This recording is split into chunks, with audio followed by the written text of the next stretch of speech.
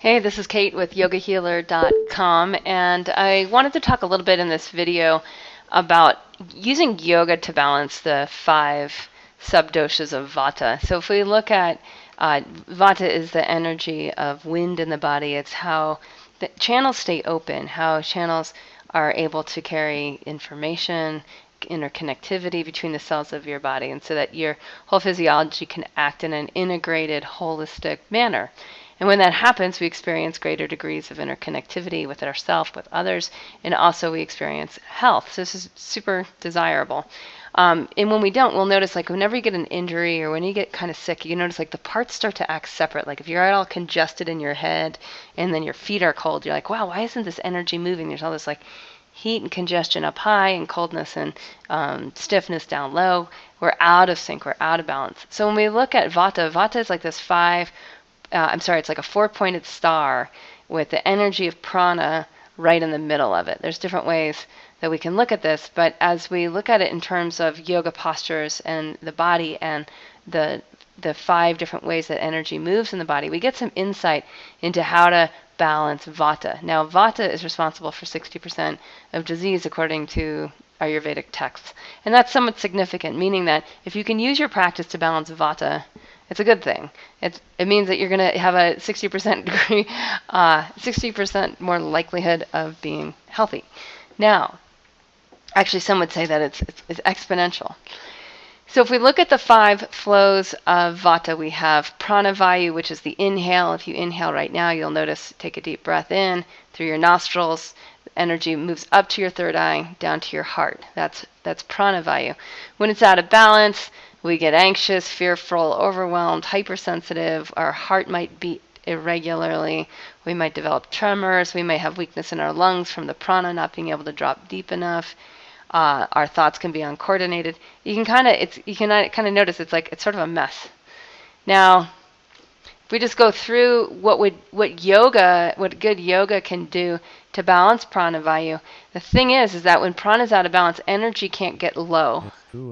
So energy can't get low enough in the lungs. For energy to get low in the lungs, apana vayu has to be balanced. Apana vayu is the movement from the heart down to the hips. So all the vayus, all the ways that energy moves are totally interconnected. But there's a big one here between prana and apana. Now say your calves are tight and your quads are tight and your pelvic bones are close together and your lower back's kind of crunched. There's too much pressure in this pelvic region. There's not enough space. So there's a lack of space there. So what we need to do first with the yoga poses is basically get the femur bones back and get the 2 hip bones wide apart. Get the 2 femur bones wider apart. So in Anusara Yoga, we do that by activating our toes, getting energy in our shins, squeezing the shins in, widening the femur bones out. So shins in, thighs out. Also by bringing the tops of the shin bones forward and the tops of the femur bones backward. So that back and apart is really super effective for then creating, it creates a vacuum for energy to then get sucked down. When that happens, pranavayu gets sucked down. So if, say you sit to meditate and you notice when you sit to meditate that your mind's going crazy and you have all these uncoordinated thoughts and you're trying to not even pay attention to your thoughts because you're trying to meditate. What you might need to do is actually do some hip openers, do some lunges, do some pigeon poses. Get this part open, get the pelvis open, and then when you sit to meditate, the prana is going to be able to drop.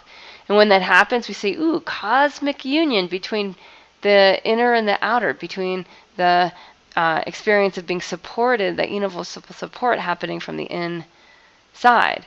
There's then going to be actually less movement of the mind, thoughts, feelings, emotions. There's going to be less negativity in all that as well. So it's really significant to understand that to balance apana vayu, we need to get the legs really active. We need to stretch the backs of the calves out, the bottoms of the feet out. We need to lengthen the hamstrings, lengthen the quadriceps, open the muscles around the hips. Even lift the kidneys up the back. And if you can focus on that in your yoga poses, or and this is really for yoga teachers, this little lesson here. If you can really get that, then the prana is going to drop. There's going to be less negativity in the mind, less fear, less overwhelm. Now let's look at a few other things with the different flows of prana or vata in the body. Sometimes they're called the 5 pranas, sometimes they're called the 5 vatas. It's somewhat interchangeable. Let's go next to Vyana Vayu. So Vyana Vayu is the movement, if you feel your heartbeat, and how the blood from your heart circulates out through your limbs and back through your limbs, back to your heart. That is the movement of Vyana Vayu.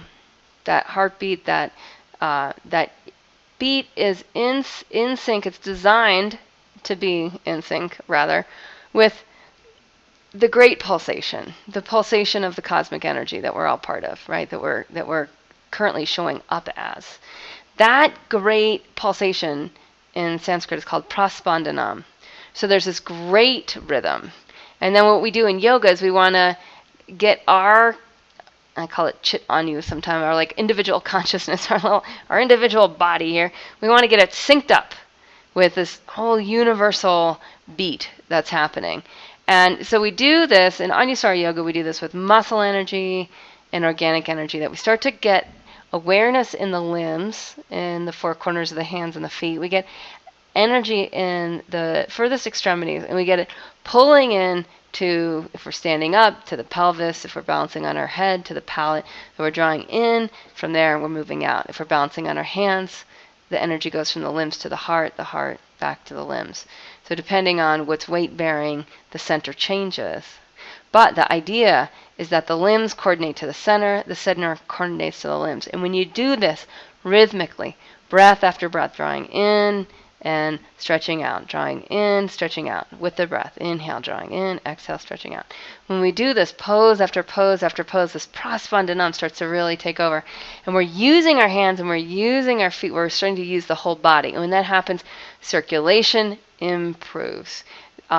When circulation improves, we see all those imbalances that can happen when Vyana Vayu is out of balance, where we get kind of disjointed, we get swelling in certain places, we get poor circulation, and when all that's going on, there's that disconnect. So having that pulsation be, limbs to center, center to limbs, letting that be the focus of your awareness during your practice, and really lighting up your hands and your feet, spreading your fingers, spreading your toes, that's enough to solve Vyana Vayu issues. Let's look at another subdosha of Vata, Samana Vayu. Samana Vayu, I want you to do that inhale, exhale again. So take a deep breath in, stick out your butt so Apana Vayu can drop. Femur bones back, feel the breath drop. Now exhale, tailbone down, belly muscles in. Do that again.